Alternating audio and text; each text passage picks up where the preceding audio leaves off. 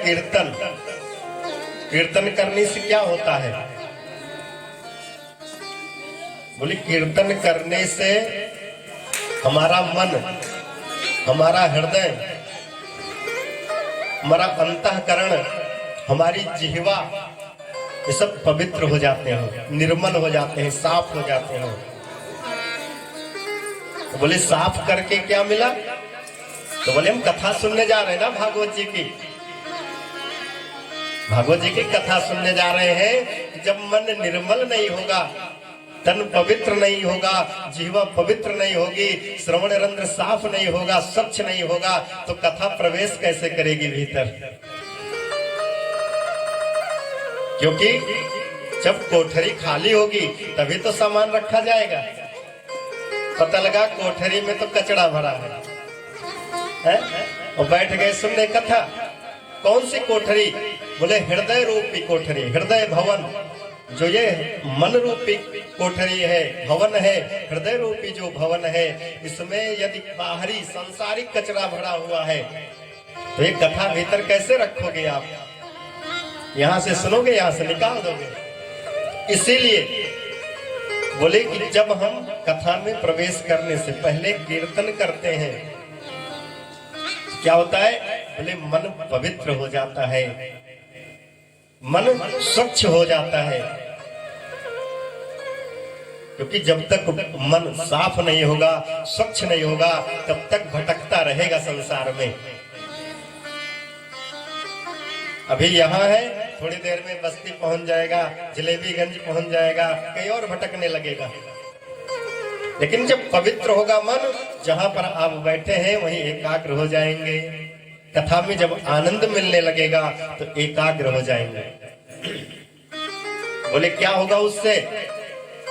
बोले जब एकाग्र होकर के हम कथा सुनेंगे तो वही हमारी जो एकाग्रता है वो हमें कथा का पूर्ण फल दिलाएगी। ये जो भगवान का छोटा सा नाम है ना, राम कह लो, कृष्ण कह लो, शिव कह लो, विष्णु कह लो, राधा कह लो, सीता, कुछ भी जो छोटा सा नाम है बहुत पावर वाला है, ताकत वाला है महाराज, बहुत शक्ति है इसमें। हाथी देखे ना आप लोगों ने?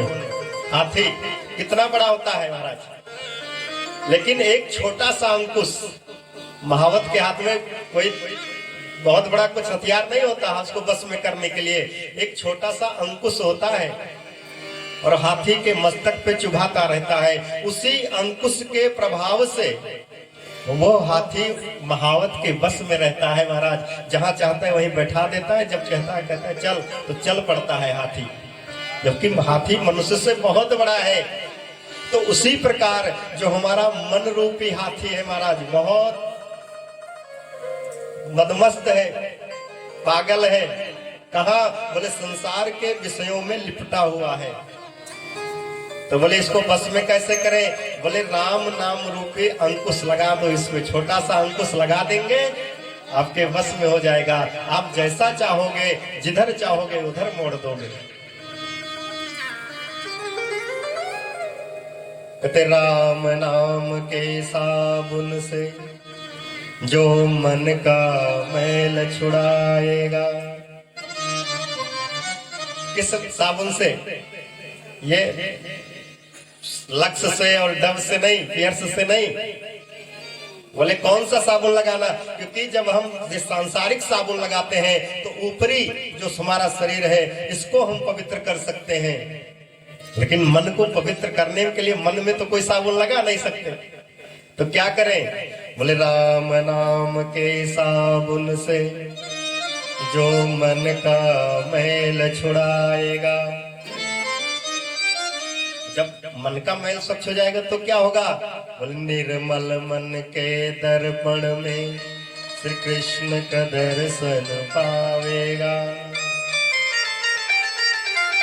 जब मन निर्मल होगा तो क्या होगा? बोले मन रूपी जो दर्पण है, मन को एक दर्पण भी कहा जाता है, दर्पण माने शीशा। बोले उस शीशे में, मन रूपी शीशे में भगवान कृष्ण का, भगवान राम का दर्शन हो जाएगा।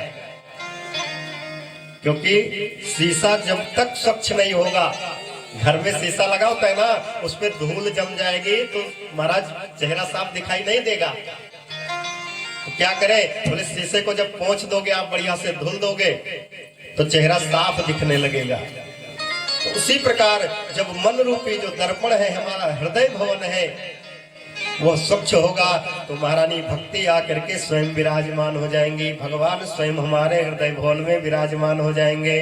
बोले वृंदावन बिहारी लाल की। क्या करें, बोले मन को स्वच्छ कर लो। क्यों, बोले क्योंकि कथा सुनने के लिए बैठे हैं। क्योंकि कथा ये हम आप यहाँ जो संवेद रूप से एकत्र होकर के कथा सुनने के लिए बैठे हैं, ये बहुत आसानी से किसी को नहीं मिलती महाराज, बहुत दुर्लभ है ये कथा। क्योंकि यह जो कथा है ये केवल हम कलिकाल के मनुष्यों के लिए ही सुलभ है। यह कथा कहीं नहीं है। आगे प्रसंग आएगा कि देवता भी स्वर्ग से अमृत का कलश लेकर के महाराज परीक्षित के पास आ गए थे कि महाराज ये भागवतामृत जो है हमें आप प्रदान कर दो, और जो ये स्वर्ग का अमृत है आप ले लो। तो देव भगवान ने मना कर दिया, अरे तुच्छ देवताओं भाग जाओ यहाँ से। इसलिए बोले जीवन में जब तक यह जीवन है, परमात्मा ने हमें जीवन में 24 घंटे दिए, बढ़िया सुंदर शरीर दे दिया। इसके बाद भी यदि हम केवल अपने काम में लगे रहे, अपने स्वार्थ में लगे रहे, भगवान के कथा के लिए, भगवान के भजन के लिए हमने 24 मिनट भी नहीं निकाला 24 घंटे में, तो यह मानव जीवन व्यर्थ है। क्योंकि अपना पेट तो कोई भर सकता है, पशु भी भर लेता है, जीव भी भर लेते हैं, लेकिन केवल पेट भरना, शरीर का पोषण करना, पालन करना, यह जीव का कर्तव्य नहीं है, मनुष्य का कर्तव्य नहीं है। मनुष्य का कर्तव्य है कुछ ना कुछ भगवत चिंतन हो, भगवान की कथा सुनी जाए। जीवन में कितने भी कष्ट आ जाए महाराज, जीवन में कितने भी कष्ट आ जाए, हमारे जीवन का ऐसा वो दिन नहीं है। कहते कितने भी कष्ट हो जाए महाराज, कितना भी नुकसान हो जाए, वो दिन हमारे जीवन का बुरा दिन नहीं होता। बोले तब कौन सा दिन बुरा होता है? कहते दुर्दिन नहीं विनीत कोई, जेति विपति बखानिए, श्रवण पड़े न हरि कथा, सोई धीर दुर्दिन जानिए। बोले हमारे जीवन का सबसे खराब दिन वह है जिस दिन हमारे कानों में भगवान की कथा सुनाई नहीं देती, हमारे मुख से राम नाम नहीं निकलता, हम भगवान की चर्चा नहीं करते, भगवान का भजन नहीं करते, अपने हाथों से भगवान की माला नहीं करते, अपने हाथों से आरती नहीं करते, भगवान की सेवा नहीं करते। जिस दिन वो हमारे जीवन का सबसे बेकार, सबसे खराब दिन है महाराज। कहते तद्दिनम दुर्दिनम मन्ने, वो कौन सा दिन है? बोले हमारे जीवन का सबसे खराब दिन है महाराज, जिस दिन भगवान की कथा कानों में ना जाए, गोविंद की कथा ना सुनी जाए, वो सबसे बुरा दिन है हमारे जीवन का। इसलिए क्या करें? बोले अधिक से अधिक प्रयास करो, अपने कार्यों को तो करते रहो, लेकिन भगवान की मंगलमय कथाओं को श्रवण करते रहो, क्योंकि जीवन का कल्याण कथा से होगा, भगवान की चर्चा से होगा। बोले वृंदावन बिहारी लाल की। कुछ लोग, आप लोग जो यहाँ बैठे ना, आप लोग इधर थोड़ा सामने आ जाए।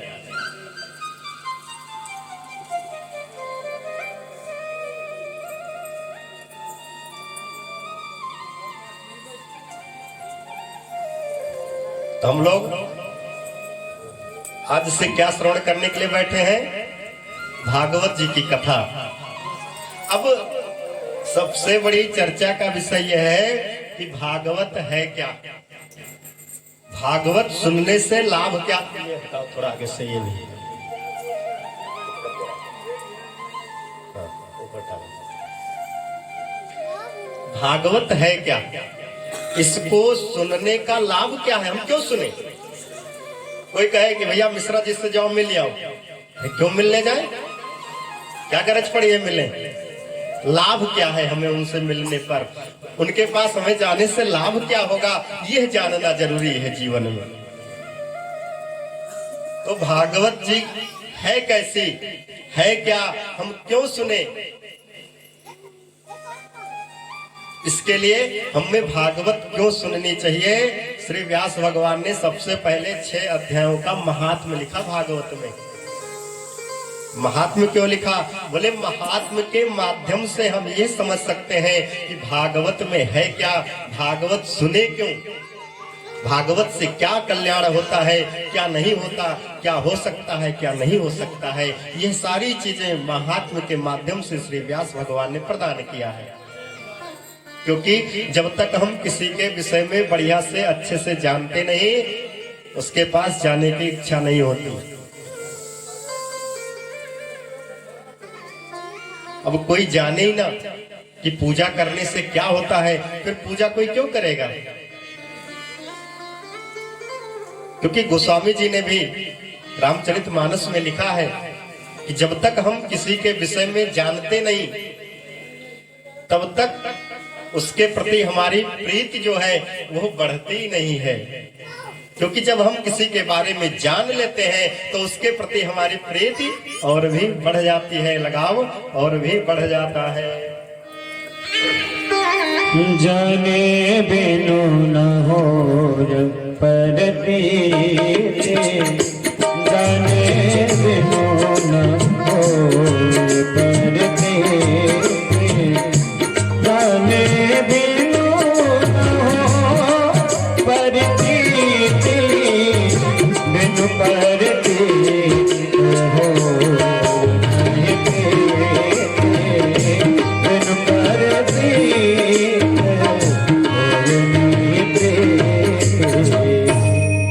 बोले वृंदावन बिहारी लाल की जय। गोस्वामी जी कहते हैं जाने बिनु न हो ये परतीति, बिनु परतीति हो या नहीं प्रीति। तो जब जान लेते हैं किसी के बारे में, समझ लेते हैं अच्छे से, तो महाराज उसके प्रति लगाव और भी बढ़ जाता है। और भागवत की महिमा तो इतनी है महाराज, कहते एक अक्षर के कहत ही एक जन्म को विकास होत। जैसे ही भागवत, श्रीमद् भागवत महापुराण, इसमें कितने अक्षर हैं? 12 अक्षर। और भगवान का एक मंत्र है महाराज, वो भी 12 ही है, 12 अक्षर भी ही है उसमें। वो कौन सा मंत्र है? ओम नमो भगवते वासुदेवाय। कुछ लोग अंत में नमः जोड़ देते हैं, लेकिन नमः नहीं है, क्योंकि 12 यहीं तक हो गया। हमने नमः तो पहले ही कर लिया। ओम नमो, नमो का मतलब हुआ प्रणाम करना, नमस्कार करना। और भागवत में कितने अक्षर? श्रीमद् भागवत महापुराण ये 12 अक्षर। और इन 12 अक्षरों का, 12 अक्षर में से हमारे मुख से यदि एक भी अक्षर निकल जाए, यदि कोई कहते हम भागवत की कथा सुनने जा रहे हैं महाराज, तो कहते एक जन्म को विकास हो। एक जन्म तो उसका समझिए कि बढ़िया से कुशलता पूर्वक बीत ही जाता है। उसका आने वाला जो समय है बहुत सुंदर बन जाता है। कहते एक अक्षर के कहत ही एक जन्म को विकास होत, और 2 अक्षर के कहत ही राग द्वेष मिट जात है। जब दूसरा अक्षर हमारे मुख से निकलता है तो राग द्वेष, ईर्ष्या, तृष्णा, ये सारा हमारे भीतर से निकल जाता है। और कहते हैं यदि भगवान की कृपा हो जाए, कहते श्री कृष्ण की कृपा से सप्ताह सुनी जाए, तो यदि भगवान की कृपा हो जाए महाराज, भागवत की कथा 7 दिनों तक सुनने को मिल जाए जीवन में, तो कहते ब्रज को निवास खास वहीं हुए जाते हैं। तो मानो उस जीव ने जिसने भागवत की कथा को 7 दिनों तक श्रवण कर लिया, मानो उसने अपना पूरा जीवन श्रीधाम वृंदावन में बिता लिया है। बोले वृंदावन बिहारी लाल की। तो हम लोग सबसे पहले श्रवण करेंगे महात्म्य की कथा को। महात्म्य भागवत में 6 अध्यायों का है, जिसके माध्यम से व्यास भगवान ने बताया कि भागवत की कितनी बड़ी महिमा है। कहते महिमाया यत्ता इति महात्म्य, जिसके महिमा का वर्णन किया गया हो, अर्थात जो हम भागवत सुनने जा रहे हैं, इस भागवत की महिमा का वर्णन महात्म्य में किया गया है। और भागवत के जो महात्म्य है, प्रथम अध्याय का पहला जो श्लोक है, उसमें भगवान श्री कृष्ण की वंदना की गई है। सच्चिदानंद रूपाय विश्वोत्पत्त्यादि हेतवे तापत्रय विनाशाय श्री कृष्णाय वयं नुमः।